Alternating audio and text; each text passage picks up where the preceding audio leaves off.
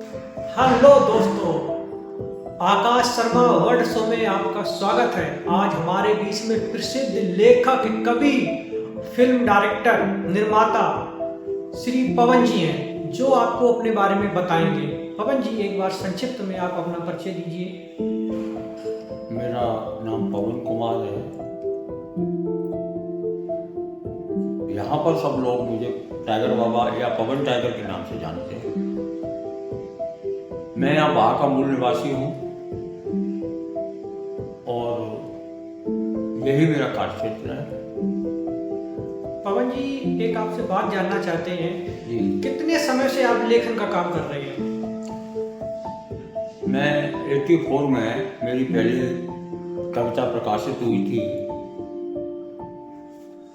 मैंने पहली बार 84 में लिखा था।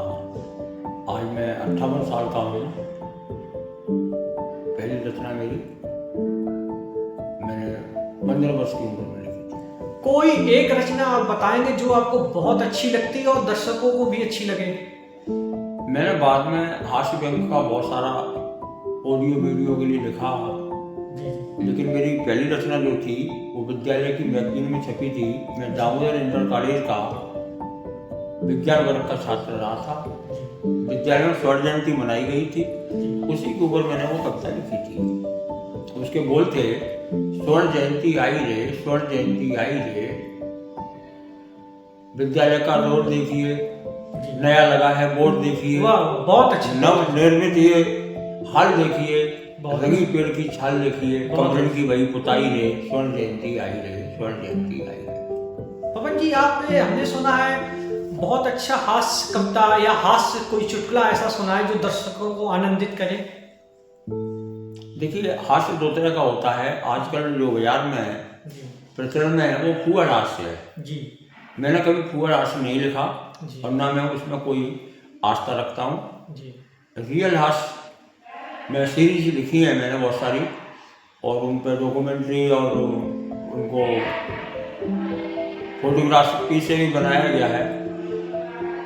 जी, तो हास्य वो होना चाहिए जो पूरे परिवार के साथ आदमी देख सके। ये नहीं है कि एकांत में देखना पड़े। बिल्कुल। कुछ आप रोमांस के बारे में बताएंगे? जो आजकल के नए लड़के रोमांटिक या रोमांस बातें करते हैं या रोमांटिक करते, तुम्हें क्या उन लड़कों के बारे में कहते हैं? अपनी कविता के माध्यम से या साधारणता माध्यम से आप उनको बताएं कि रोमांस का जीवन कैसा होना चाहिए, उन किन चीज़ों का उनको ध्यान रखना पड़े जिससे कि समाज में उनके रोमांस से किसी को तकलीफ ना हो।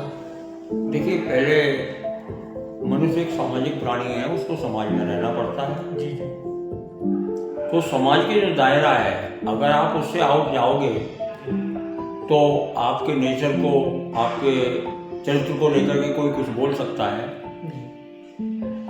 रोमांस, प्रेम, ऊर्जा, ये जीवन में एक समय पर हर व्यक्ति के अंदर होती है। कोई अच्छी दिशा को पकड़ लेता है तो वो महान हो जाता है, और गलत दिशा को पकड़ने के लिए बदनाम हो जाता है। बिल्कुल बिल्कुल सही कहा। तो किन चीजों को उसको ध्यान रखना चाहिए, किसी को कष्ट ना यही हो और कि अपना रोमांस करता रहे? सबसे पहले, आज से 20 साल पहले जब शादी करने जाते थे सिर्फ परिवार देखा जाता था। आज वहां तक बात पहुंच गई है कि उसका खेत भी देखा जाता है, और खेत के कागज देखे जाते हैं, और उसके दारू पीता है कि नहीं पीता है ये पता करा जाता है। बिल्कुल। तो परिवार, तो पहले तो मद्देनजर परिवार रखना चाहिए कि हम किस परिवार को बिलोंग करते हैं और हमारे परिवार की क्या मर्यादा है, और समाज में हमें किस तरीके से रहना चाहिए। आप कहीं गलत हो जी, तो कोई अगर टोकता है तो उसको सुधार करना चाहिए। जी, बिल्कुल।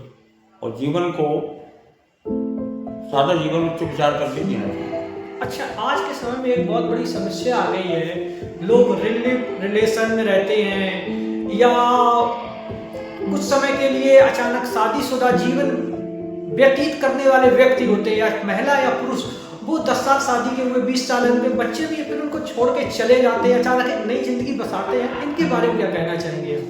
देखिए, हमारा भारतीय कल्चर नहीं है, ये पाश्चात्य कल्चर है। वहाँ क्या होता है, सरनेम माँ के हिसाब से चलता है।